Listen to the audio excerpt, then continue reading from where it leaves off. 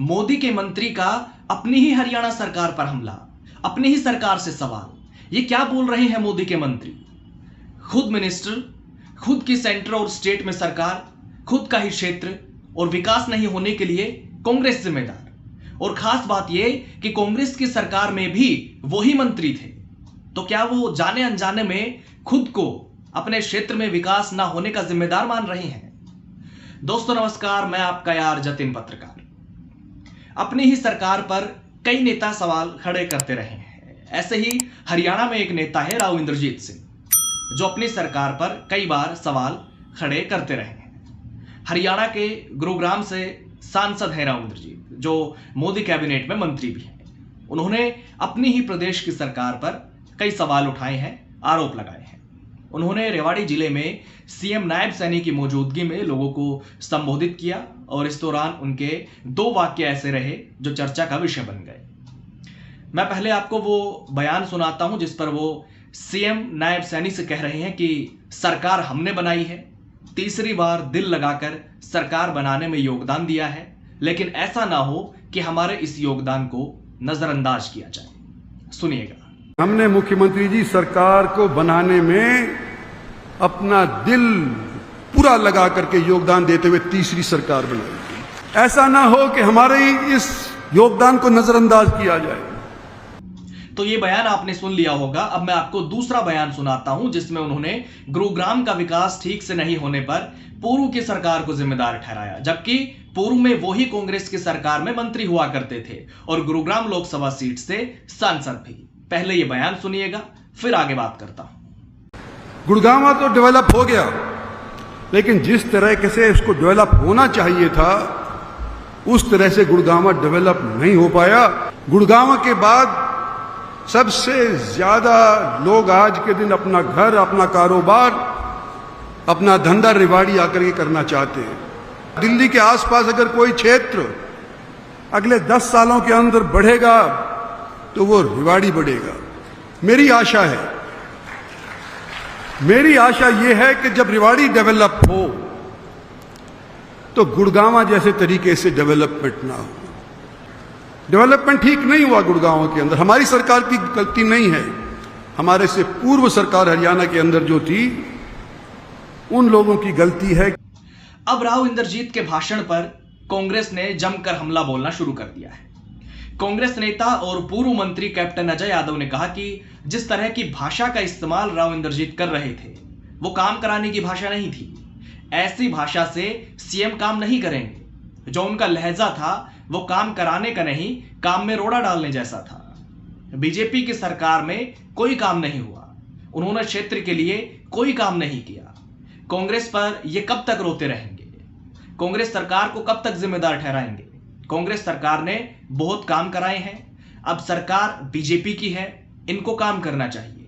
गुरुग्राम में जल भराव की समस्या का समाधान सरकार को करना चाहिए। कैप्टन अजय यादव ने यह भी कहा कि हमने रेवाड़ी में कोई कमी नहीं छोड़ी विकास की। अब देखिए, बीजेपी कहती है कि कांग्रेस ने काम नहीं किया और कांग्रेस कहती है बीजेपी राज में कुछ नहीं हो रहा। यानी राजनीतिक पार्टियां एक दूसरे पर आरोप मढ़ती रहती है। लेकिन आज जिस क्षेत्र की बात हो रही है, जिस क्षेत्र का ठीक से विकास नहीं होने की बात कही जा रही है, उस पर सवाल इसलिए उठ रहे हैं क्योंकि गुरुग्राम लोकसभा क्षेत्र से खुद राव इंद्रजीत ही सांसद हैं लंबे समय से, और वो ही केंद्र सरकार में मंत्री भी हैं। आज बीजेपी की सरकार है तो भी और कांग्रेस की सरकार थी तो भी। इसलिए लोग ये भी सोच रहे हैं कि क्या राव इंद्रजीत ये तो स्वीकार नहीं कर रहे हैं कि वो क्षेत्र का विकास खुद ही ठीक से नहीं करा पाए? क्या जाने अनजाने में राव इंद्रजीत इस बात को स्वीकार तो नहीं कर रहे हैं? खैर, राव इंद्रजीत के भाषण पर कैप्टन अजय यादव के साथ साथ कांग्रेस नेता और पूर्व मंत्री जगदीश यादव ने भी कहा कि राव इंद्रजीत का जिस तरह बोलने का लहजा था वो उनकी पुरानी आदत है। वो पहले भी लोगों को बेवकूफ बनाने के लिए इस तरह की भाषा बोलते रहे हैं। साथ ही उन्होंने ये भी कहा कि अंदर खाने इनकी सबसे बनती है, बाहर ये ड्रामा करने का प्रयास करते हैं लोगों को बेवकूफ बनाने के लिए, अपने काम कराने के लिए ये सबसे बनाते हैं, लेकिन बाहर जनता को बेवकूफ बनाने के लिए ऐसा करते आए हैं। ये इनकी पुरानी आदत है। विकास नहीं होने के लिए भी उन्होंने राव इंद्रजीत को ही जिम्मेदार ठहराया है। उन्होंने कहा कि विकास तो इलाके से जो चुनकर जाएगा वही कराएगा, विकास ना होने के लिए वही जिम्मेदार है क्योंकि वो सरकार में शामिल थे, साथ ही ये भी कहा कि कांग्रेस ने बहुत काम कराए थे, शिक्षण संस्थान कांग्रेस के राज में ही बने थे। यानी राव इंद्रजीत के भाषण के बाद कांग्रेस उन पर हमलावर हो गई है और जमकर जुबानी तीर चलाए गए हैं। राव इंद्रजीत सिंह अहिरवाल क्षेत्र की अनदेखी और क्षेत्र के साथ भेदभाव के आरोप भी सरकार पर लगाते रहे हैं, वो चाहे आज बीजेपी में है तो भी और वो पहले कांग्रेस में थे तब भी। हर समय वो ऐसा अंदाज दिखाते रहे हैं। इसके साथ साथ उनके सीएम ना बनने का दर्द भी झलकता रहा है और विरोधी इसे वोट हथियाने का तरीका बताते रहे हैं, क्योंकि चुनाव के समय राव इंद्रजीत सिंह सीएम का राग अलापते रहे हैं और अपने इलाके की अनदेखी होने की बात भी वो कहते रहे हैं। और इस बार तो पार्टी ने नायब सैनी के नाम पर ही चुनाव लड़ने का ऐलान कर दिया था। इसके बाद राव इंद्रजीत ने कहा कि हरियाणा की कुर्सी का रास्ता दक्षिण हरियाणा से होकर गुजरता है। यानी राव इंद्रजीत ने दावेदारी की कोशिश तो की लेकिन कुछ खास नहीं कर पाए। इसके बाद चुनाव के नतीजे आए और समीकरण भी ऐसे बने कि लोगों में यह चर्चा हो रही थी कि अहिरवाल में सीएम की कुर्सी लाई जा सकती है, क्योंकि बीजेपी को 48 सीटें मिली और 8 से 10 विधायक राव समर्थित।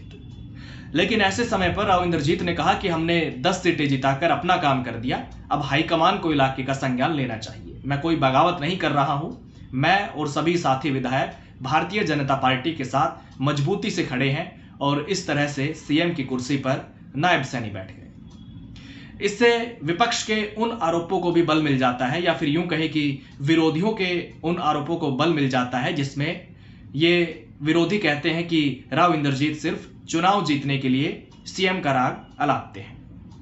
2014 में अहिरवाल की सभी 11 सीटें बीजेपी ने जीती। 2019 में 8 सीटें अहिरवाल से जीती, तब बीजेपी को कुल 40 सीटें मिली थी। उस समय भी अहिरवाल ने साथ दिया और अब फिर 11 में से 10 सीटें बीजेपी की झोली में डाल दी, लेकिन राव इंद्रजीत सीएम की कुर्सी नहीं ला पाए। बीजेपी ने नायब सैनी को ही सीएम बनाया, जिसके नाम पर चुनाव लड़ा गया था।